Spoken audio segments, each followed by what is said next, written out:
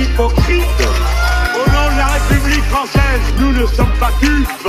Des hypocrites, des hypocrites. Au nom de la République française, ce sont des tartuffes.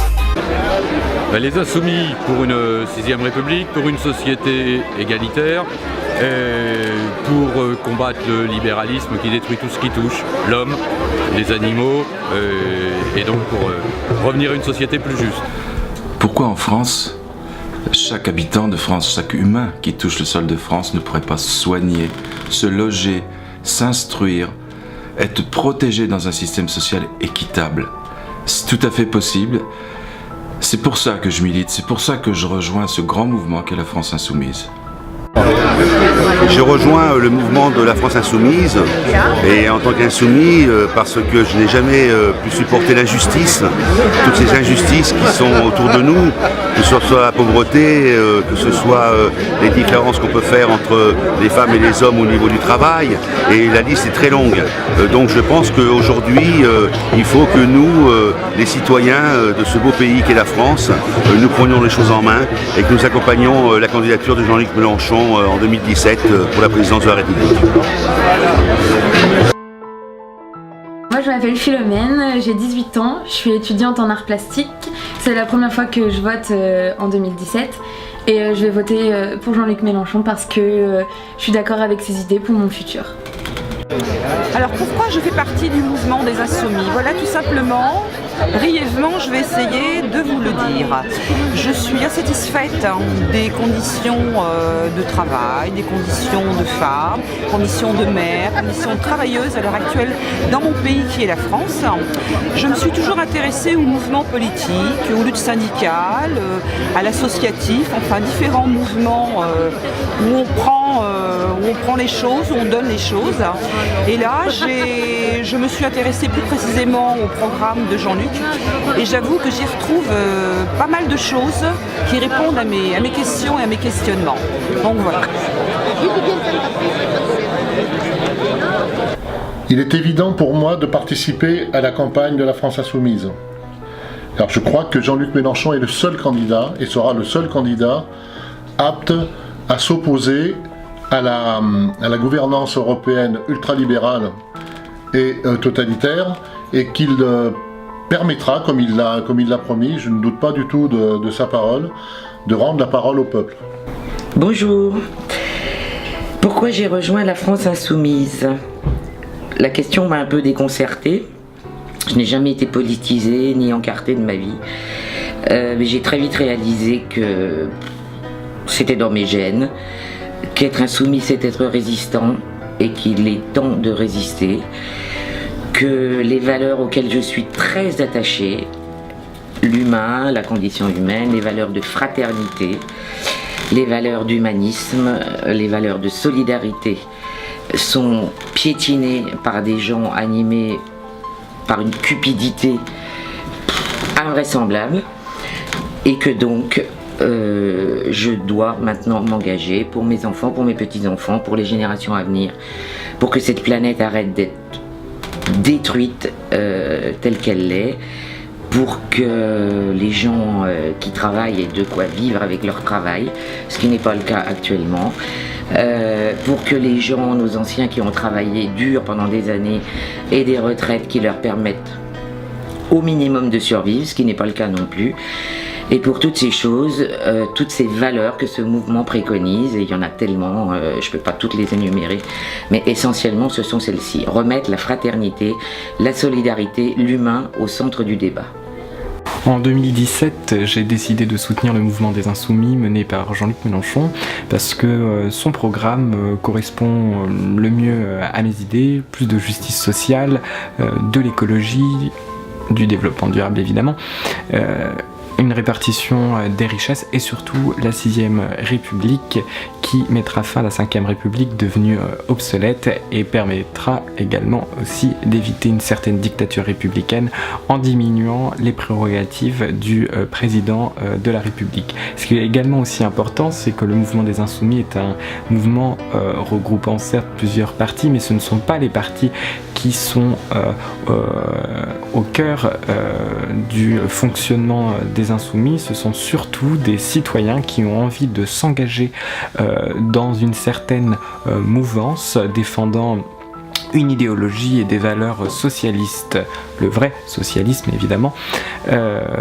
afin de faire évoluer cette société et de la rendre la plus juste possible par rapport à l'époque dans laquelle nous vivons.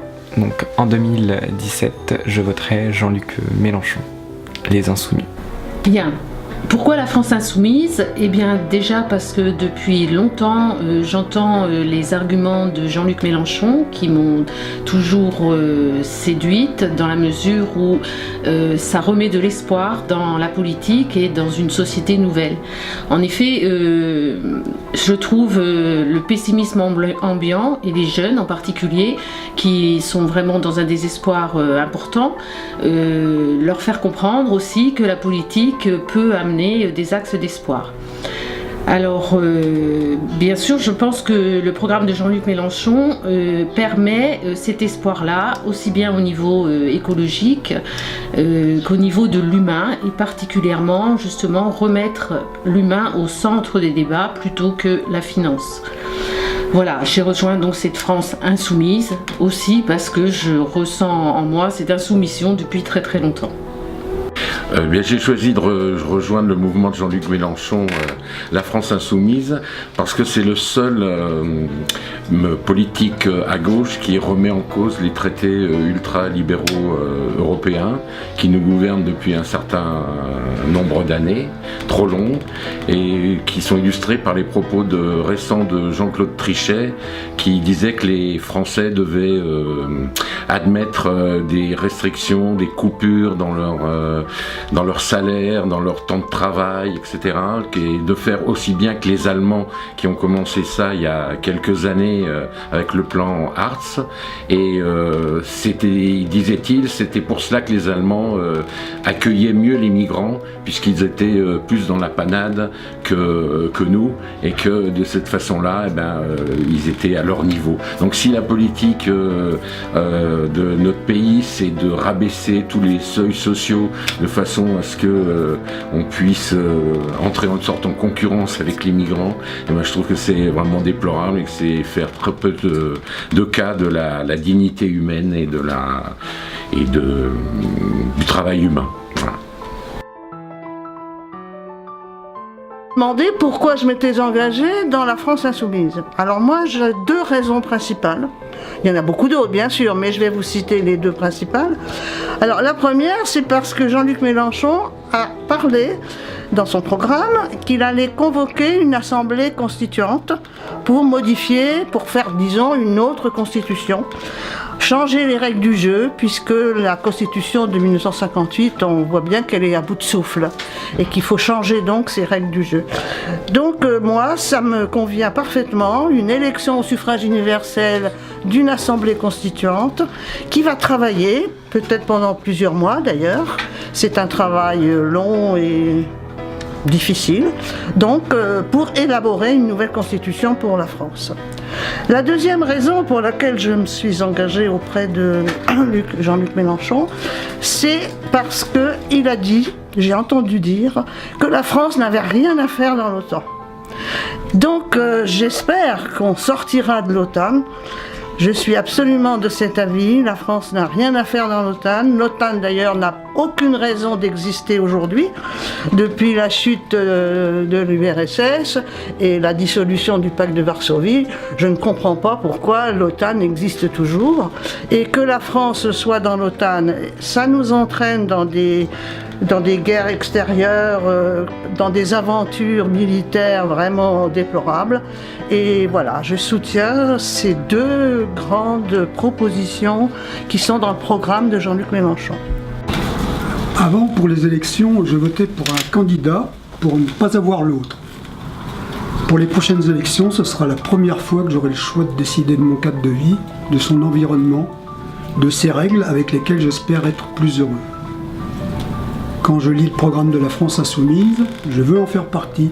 Je veux résoudre ces problèmes de vie qui auraient dû l'être depuis longtemps. Il y a aussi tellement d'inégalités et de pauvreté dans notre pays qui devrait être plutôt un exemple dans de nombreux domaines. Donc j'espère et je souhaite une autre vie pour tous les Français, une meilleure vie républicaine.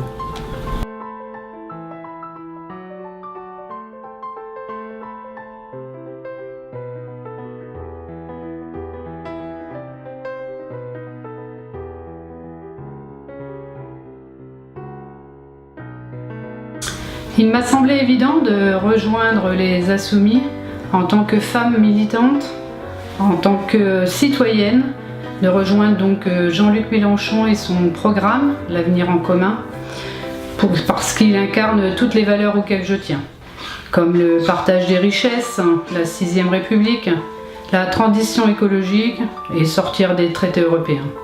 J'ai envie de donner un meilleur avenir à mes enfants. Et pour cela, il faut remettre l'humain au centre de nos vies. Et pour cela, donc, il faudra un véritable changement et se réunir avec les Insoumis, ensemble, unis, pour y arriver.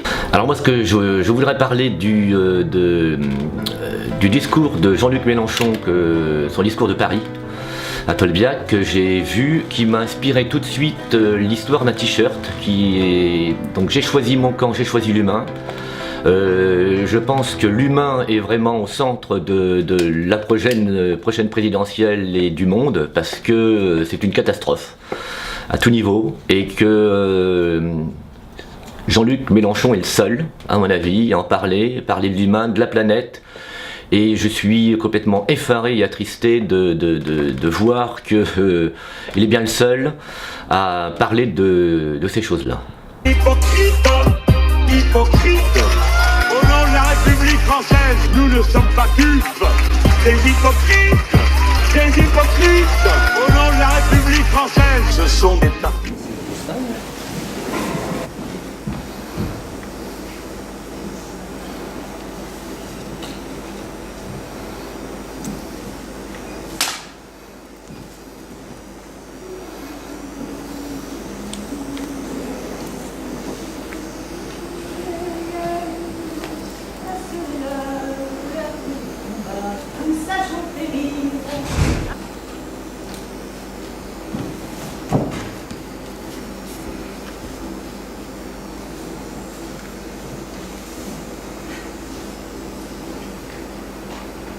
Ma chère Marguerite, je suis bien arrivée à la caserne. J'ai retrouvé les copains de régiment que je ne pensais jamais revoir. Il y a beaucoup de nouveaux, notamment ceux qui avaient fait leur service avant moi. Nous sommes maintenant tous revêtus de nos superbes uniformes, pantalons rouge garance et longs manteaux gris-bleu assortis au képi. Reçois, ma chérie, mes meilleures caresses et mes plus doux baisers. Ton mari quitte.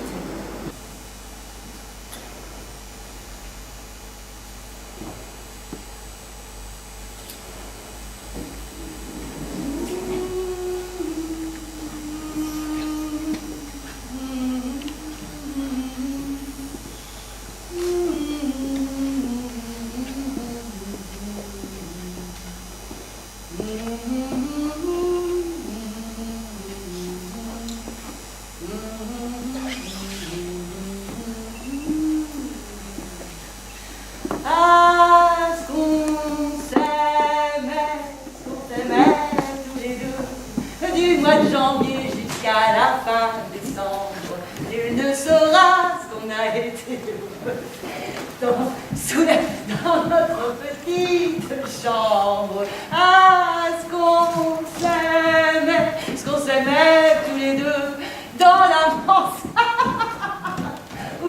Ce n'est pas pour vous, c'est pour elle que je m'adresse à votre cœur. Il faut sauvegarder votre subsistance, l'approvisionnement de ceux qui défendent à la frontière la civilisation et le droit. Debout, femmes françaises, jeunes enfants, filles et fils de la patrie, remplacez sur le champ du travail ceux qui sont sur le champ de bataille.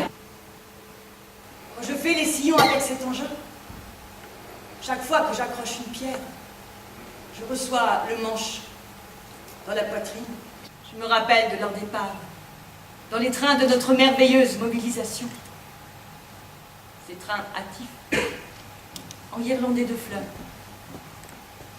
qui s'élançaient tous vers la même destination, la région de gloire et de désastre. Sans aucun pouvoir, j'assiste à l'arrivée des blessés épuisés après plusieurs jours de transport dans les wagons à bestiaux, couverts de plaies et de pansements infectés. Arrivé aux militaires, avec règlement intérieur et contrôle médical, s'il vous plaît. Nous qui étions pensés comme des agents de putréfaction, nous voilà désormais associés à l'effort de guerre. Quand je danse avec mon grand Barnabé, il a une façon de m'enlacer. J'en perds la tête, je suis comme une bête. Y a pas, je suis sa chose à lui, je l'ai dans le sang, quoi. C'est mon chéri. Ils ne devront attendre de nous aucun concours, aucun secours, ni matériel, ni moral. Nous savons ce que coûte la vie. Nous avons cette mission sublime de la produire et de la protéger. Et refusons l'œuvre de mort.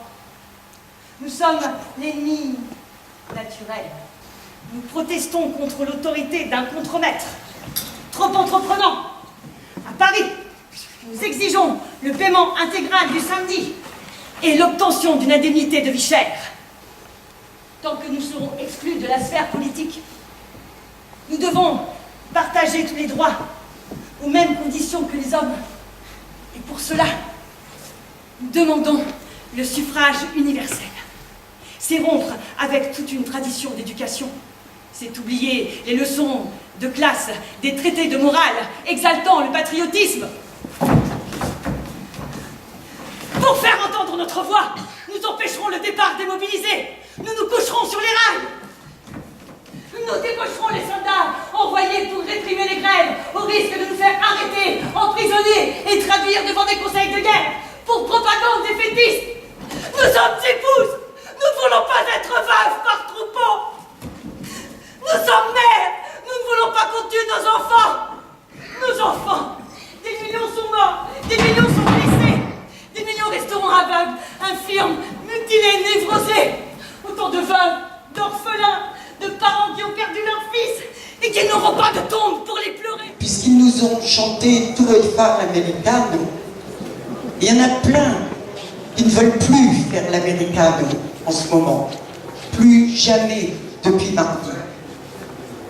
Donc des remerciements aussi émus, et oui, émus, le mot est juste, à Monsieur Donald Trump, d'avoir été si brillamment élu et de me donner l'occasion d'introduire cette conférence par une de ses caractéristiques essentielles dont aucun média ne nous a parlé depuis mardi. Monsieur Trump est le chef des climato-sceptiques dans ce monde, sur cette planète. Il est encore un des derniers à prétendre que le climat n'est que le réchauffement climatique et l'urgence climatique. Non, et à prétendre que l'homme n'est pour rien dans ce réchauffement climatique et dans cette catastrophe écologique qui nous guette tous et qui avance désormais à grands pas. Donc merci Donald, merci Picsou, merci tous ces gens si sympathiques qui vont nous fabriquer et continuer à nous fabriquer une planète de rêve. Voilà, le 8 août 2016, la planète a franchi un stade irréversible. C'est-à-dire que nous sommes rentrés dans la dette écologique absolue. Juste pour vous donner, c'est-à-dire que le 8 août 2016, les hommes sur cette planète ont dû consommer tout ce que la planète avait produit depuis le 1er janvier. Pour vous donner une petite comparaison, sachez qu'il y a 30 ans à peine, et c'est très court, 30 ans, à l'échelle de la vie de la planète, Cette date butoir était le 31 décembre 1986. Donc en 30 ans, nous avons perdu 5 mois de régénération de nos ressources terrestres. Mais c'est vrai que les nouvelles ne sont pas bonnes, que l'atmosphère terrestre a atteint un taux de dioxyde de carbone jamais atteint, c'est-à-dire 400 parties par million. Cet effet d'annonce aura-t-il un impact positif sur nos actions? Réussirons-nous à faire peur au peuple comme on nous le propose? Ou plutôt inciterons-nous enfin les gouvernements à réagir, ou plutôt à agir dans le bon sens? L'accord de Paris, signé il y a un peu plus d'1 an maintenant, à grand renfort de larmes et de violons, j'ai encore en mémoire les larmes du président de la COP21 au matin de l'aboutissement de la conférence, qui avait l'air d'avoir soudain découvert toutes les solutions géniales qui allaient mettre fin aux catastrophes. Est-ce que cet accord, qui devait, paraît-il, tout arranger, a changé quelque chose dans nos façons de vivre, dans la façon de gouverner de nos dirigeants? On n'a rien vu. On n'a rien vu se passer et tout continue comme avant. Nous ne sommes pas dupes. Hors de décision contraignante, rien ne sera possible. Or, l'accord de Paris, dont on nous rebat les oreilles à longueur de journaux, 145 pays l'ont signé, rendez-vous compte, même la Chine et les USA l'ont signé, eh bien, on n'a vu aucun effet en 1 an. Et pourtant, il devrait être entièrement mis en œuvre d'ici 2020. 2020, c'est demain. C'est pas dans 100 ans. Rien ne se passe. Aucun gouvernement, parmi les pays signataires, n'a pris de décision définitive et tout cela, pourquoi? Parce qu'aucun des articles de cet accord de la COP21, de la COP21 à Paris, n'était contraignant, c'est-à-dire qu'on peut continuer à faire comme avant, même si on l'a signé. Et c'est là que le bas blesse. Alors il y a des solutions pour régler le problème. Si je ne prends que l'exemple de l'agriculture, ici on est quand même dans une région éminemment agricole, c'est le productivisme forcené qui a mené à 3 impasses. Une impasse écologique, par la destruction des sols, par l'émission de gaz à effet de serre, par la production de nourriture de mauvaise qualité. Une impasse économique, bien évidemment, puisque les paysans trouvent face à eux non plus des circuits responsables et écologiquement responsables, mais bien au contraire, des industriels qui mettent le profit au-dessus de tout. Pour le fric, ils sont capables de tout et même de nous faire bouffer des trucs abominables. Et les agriculteurs ne sont pas les complices de cela.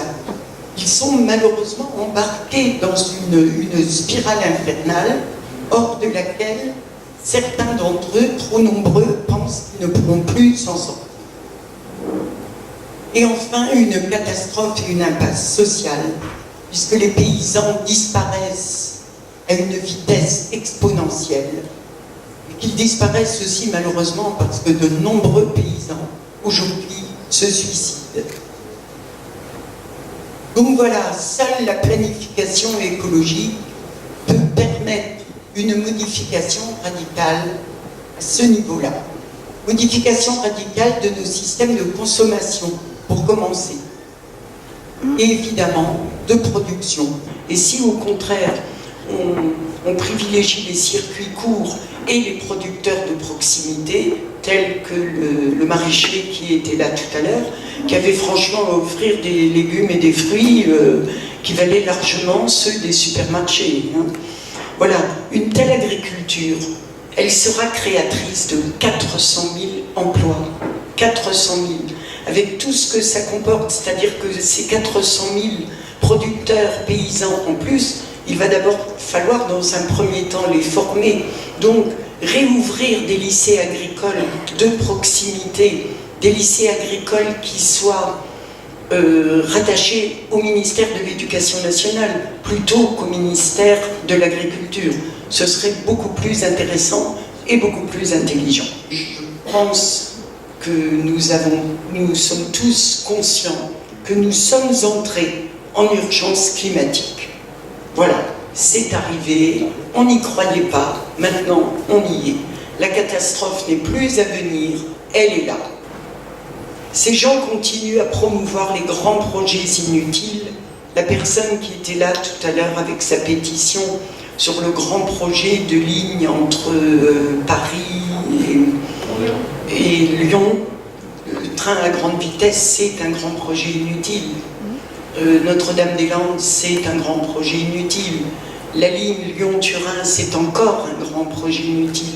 Le grand contournement ouest de Strasbourg, c'est un grand projet inutile. On nous le vend, bon, j'en parle plus facilement parce que j'arrive de cette région-là, mais on nous le vend comme étant la seule méthode pour désengorger les routes autour de Strasbourg.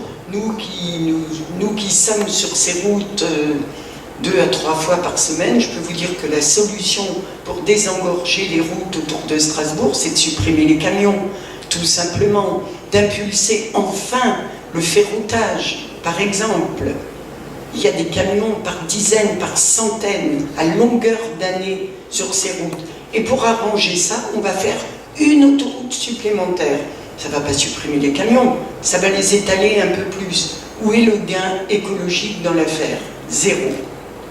Donc il continue à promouvoir les grands projets inutiles, à promouvoir les énergies fossiles aussi.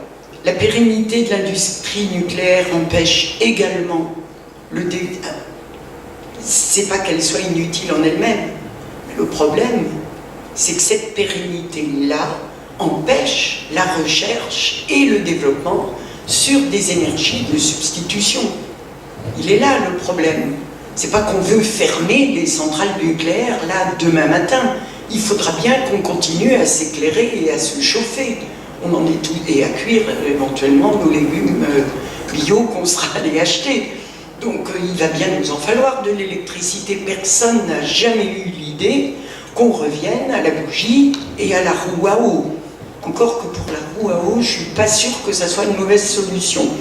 Et donc, cette mise en place d'une véritable transition énergétique est freinée parce que les chercheurs on ne leur donne pas les moyens de leur recherche et donc voilà, on va dans le mur. Le 8 octobre à Notre-Dame-des-Landes, c'était aussi une mobilisation pour le climat, largement, puisque effectivement, on lutte à Notre-Dame-des-Landes contre l'installation d'un aéroport supplémentaire dont on n'a strictement pas besoin, il y en a un à côté. Pourquoi est-ce qu'on va en construire un second?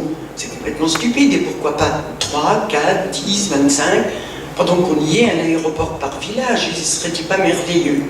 Voilà, donc cette mobilisation à Notre-Dame-des-Landes est vraiment exemplaire, de même que celle qui a lieu à Bure depuis des années, à Bure, en Lorraine, contre l'enfouissement des déchets nucléaires, justement. Il y a là-bas aussi une maison de la résistance qui s'est installée et où les gens se réunissent régulièrement et où des gens vivent aussi, tout simplement pour dire non à ce monde qu'on veut nous imposer d'en haut. Parce que nous, les insoumis, nous qui sommes là aujourd'hui, pourquoi est-ce qu'on s'est embarqué dans ce mouvement des insoumis? On avait tous des tas de choses fabuleuses à faire, je veux dire, aller en vacances, s'occuper de ses mômes, etc. Des tas de trucs très très sympas, hein, prendre l'apéro avec des copains, tout ce qu'on peut faire de génial dans sa vie.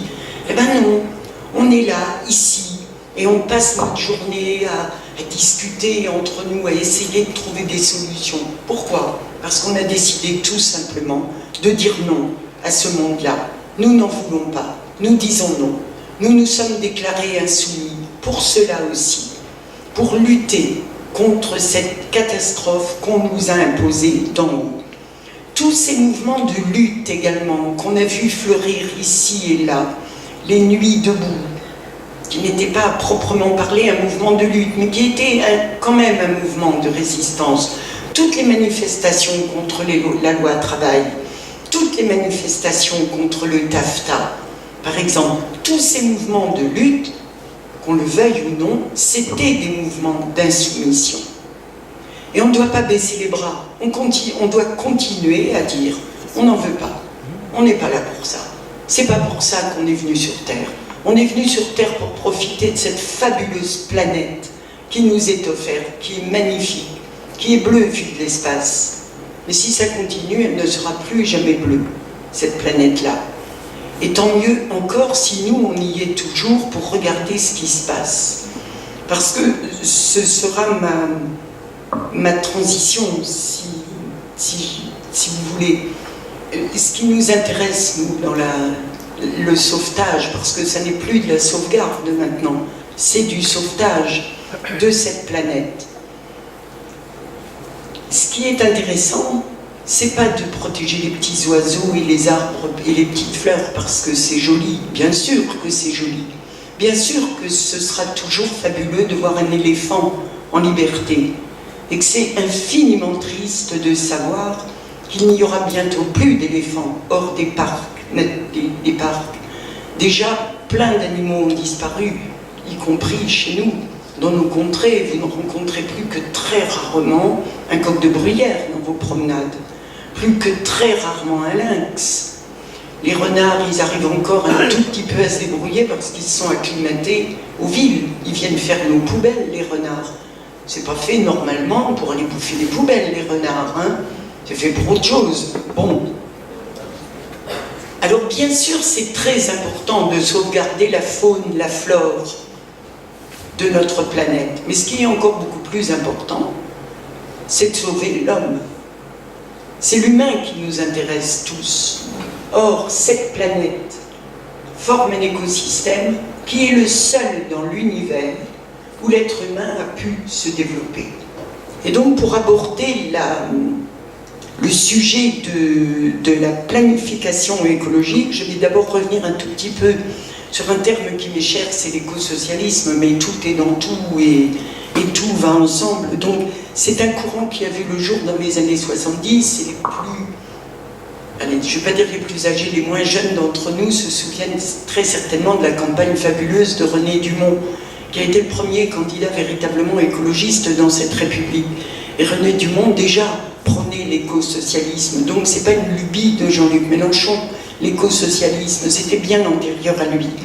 Donc il est resté longtemps confiné à certains réseaux, des trucs un peu confidentiels, où on nous regardait un peu comme de doux rêveurs. C'est un véritable courant philosophique, l'écosocialisme. Pour commencer, il faut définir un nouveau modèle de progrès humain qui passe par l'idée merveilleuse du socialisme, oui, qui parle d'émancipation humaine par le partage et l'éducation, et toutes nos belles idées écologiques, elles passent par l'éducation, bien évidemment, pas seulement l'éducation dans les écoles, mais ça compte aussi, mais aussi l'éducation, ce qu'on est en train de faire là. Moi j'ai appris plein de trucs là aujourd'hui. C'est par cette éducation populaire-là qu'on arrivera à émanciper l'homme de tout ce qui l'étouffe actuellement, ce productivisme à outrance, ce grand n'importe quoi du productivisme agricole, comme je l'ai dit tout à l'heure, et du productivisme forestier aussi. Il y a mieux à faire de nos vies que ce qu'on est en train d'en faire là. Voilà, une croissance sans fin, c'est stupide. Alors la planification écologique, qu'est-ce que c'est? Alors c'est un mot qui fait peur parce qu'on entend planification. Et en général, planification, ça ramène, vous savez, les Russes, les Gosplan, tout ça, Staline avait planifié le premier plan, le 5e plan. C'est pas du tout ça qu'on veut faire, évidemment. Sauf que ce que je vous disais tout à l'heure, on n'y arrivera pas tout seul, chacun de notre petit coin. C'est pas possible. Si on ne planifie pas à plus haute échelle et à l'échelle de nos gouvernants, on ne pourra pas freiner le mouvement. Donc,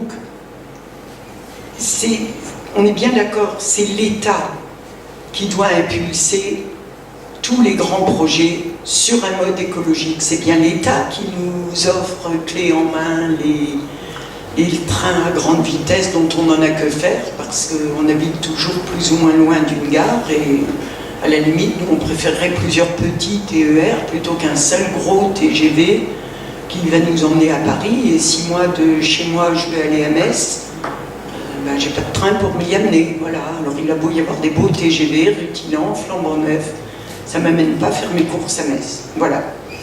Donc, la planification écologique, c'est une impulsion du modèle écologique qui tient compte du caractère fini de la planète, donc du caractère qui n'est pas extensible à souhait. À un moment, ça craque, c'est fini. Et des risques climatiques qui sont induits par la consommation des débris. Ça se fera aussi, cette planification écologique, par la maîtrise de l'énergie, de sa production bien sûr, mais aussi de sa consommation. Vous savez que la première source d'énergie, c'est celle qu'on ne consomme pas. L'eau également, ça fait partie de la planification écologique.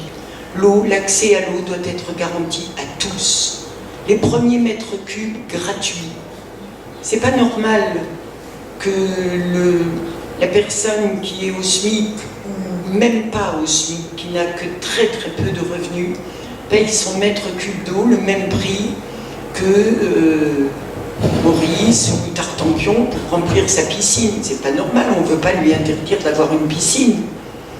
Mais il faut qu'il paye sa flotte plus cher que celui qui s'en sert uniquement pour se laver ou faire cuire ses pommes de terre. Et puis on a également une planification au niveau de l'aménagement du territoire. Vous savez tous comme c'est intéressant, ces méga structures commerciales situées à 1 km ou à 5 km des centres-villes. Vous êtes obligé de prendre votre bagnole pour aller faire vos courses. Et même si vous résistez, vous êtes bien obligé, parce que des petits commerces dans les patelins, il n'y en a plus.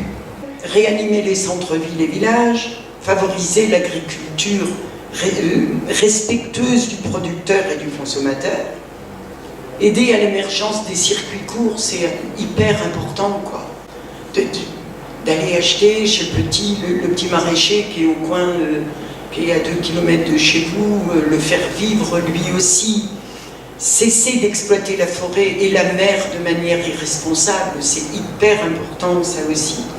Réduire les déchets, bien évidemment. Ça tombe sous le sens, c'est pas le tout de les trier. Il faut en faire moins. Sortir des énergies carbonées et des énergies fossiles. Je parle de la forêt parce que c'est un sujet qui me tient à cœur, parce qu'on n'en a jamais parlé. Personne ne vous en parle à la radio. Les postiers se suicident, oui, et c'est très bien qu'on en parle. Les infirmières se suicident maintenant. On vit dans un tel monde que les infirmières se suicident sur leur lieu de travail. Et on a oublié de nous dire qu'en 4 ans, il y a 22 agents de l'ONF qui se sont suicidés sur leur lieu de travail. Et un qui a été poussé tellement à bout qu'il a fini par assassiner son collègue. Je ne sais pas si vous voyez dans quel schéma on vit, quoi. Des mecs qui ont fait le choix d'un métier qui amène au calme, à la sérénité. Qu'est-ce qu'il y a de plus beau et de plus serein qu'un milieu forestier? Ben, on pousse ces types-là tellement à bout qu'ils en arrivent à se suicider. Et de ça, personne ne vous parle, parce qu'on les presse comme des citrons. L'État s'est mis dans la tête de privatiser l'ONF, alors que c'est un service public fabuleux.